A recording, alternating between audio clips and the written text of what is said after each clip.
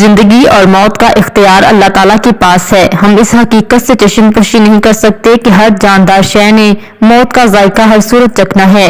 مرحوم حاجی عبدالغفور اختر مختصر علالت کے بعد عارضی دنیا چھوڑ کر اپنے خالق کے حقیقی سے جا ملے۔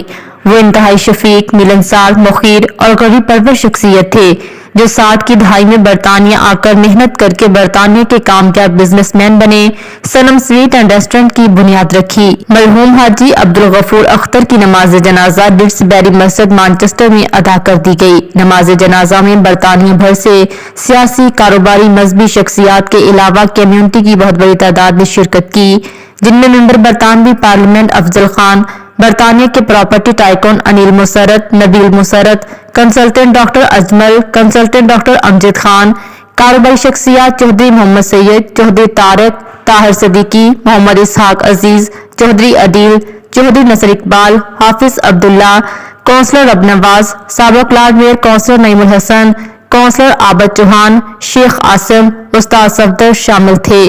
نماز جنازہ کے بعد انہیں مقامی قبرستان میں سپرد خاک کر دیا گیا۔